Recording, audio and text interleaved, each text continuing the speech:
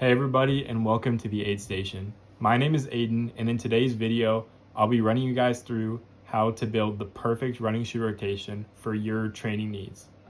To start things off, I want to talk about how running shoes are tools. Each running shoe has its own designated purpose, much like tools do in their toolbox. So, if you want to go outside and chop down a tree, you're not going to pick up a screwdriver.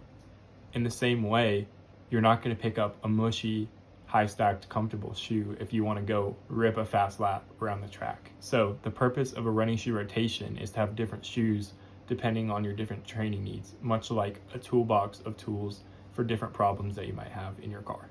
Now that we've established how running shoes are tools, we'll be talking about who needs a running shoe rotation.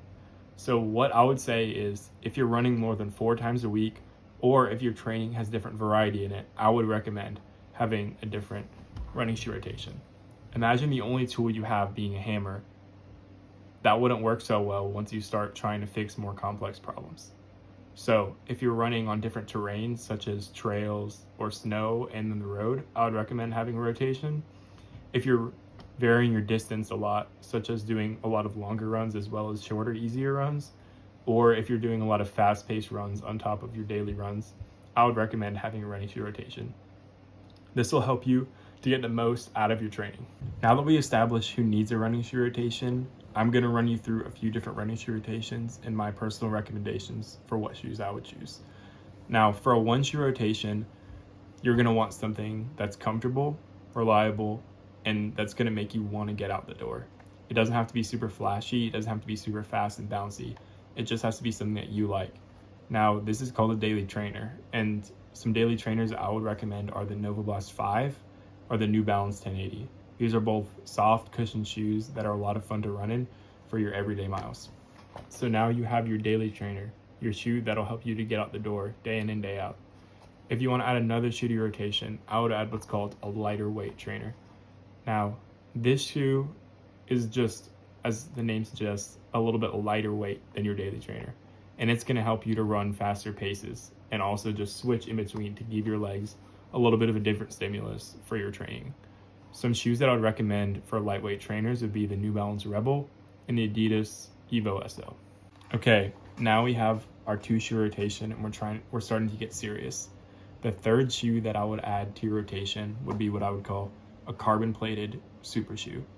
Now, what makes a super shoe different is that its weight is a lot lighter than even your lightweight trainer, and then it's also going to have a very bouncy and very responsive foam in the midsole, and it's also going to have some sort of stiffening agent like a carbon plate or carbon fiber rods to give you extra propulsion.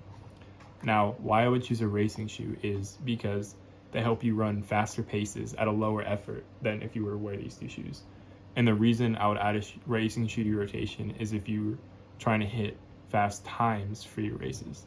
A shoe like the Adios Pro, the Nike Vaporfly, or the New Balance Super Comp Elite are going to help you to run faster with lower effort. Okay, things are getting crazy. We have 3 running shoes that we're switching between in any given week. Now, if we want to make it a little bit more crazier, we can add a 4th shoe to our rotation. Now, these 3 shoes I would say are pretty consistent that I would want to add in this order, starting with a daily trainer, then a lighter weight, faster trainer, and then finally a super shoe. But this 4th shoe can add a little bit of variety into it. Since you have all of your normal bases covered, the 4th shoe can be a little bit more of a fun shoe. So I like the Asics Superblast. It has a ton of foam. It's very soft and very bouncy, and I like using this for my very long runs because it adds a bit of a fun element and also a lot of protection underfoot. Now you can go another route and use what's called a workout shoe.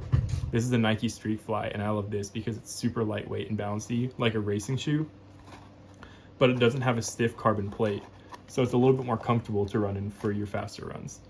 Now this 4th shoe is added more to spice up your training, and I would say is only needed for a pretty advanced runner, but it adds a little bit of fun into this shoe rotation. Okay, so now we've gone through the standard 1, 2, 3, and 4 shoe rotations.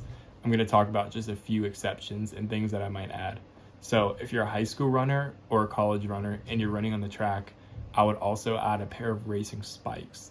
This would go along with your racing shoe where your racing shoe you might use for your tip-top workouts or longer runs, but a spike you're going to want if you want to get your fastest pace out on the track. Now, if you're going for the trails or if you're running in the ice and the snow, I would also recommend getting a trail shoe.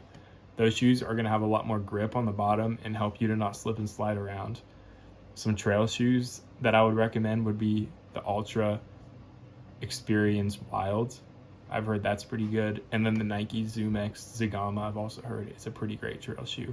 You can also check out the brand Mount to Coast. I've heard they make some really good trail shoes. I personally haven't run in any of them, but those are just some recommendations that I have for if you have a little bit different terrain, such as the track or trail. To sum things up, a running shoe rotation can help you to get the most out of your training. It's not necessary for all runners, and it can honestly be a pretty confusing thing. I would say that if you're just getting into the sport or you don't have a lot of variety in your training, a one shoe rotation is perfectly fine to have.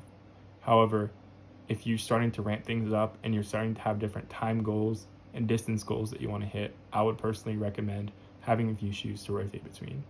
So I've talked about a few shoes that I recommend, and in the description I'll talk about a few more shoes that I've personally worn and some of my favorites. Overall, thank you guys for watching, and I'll see you next time.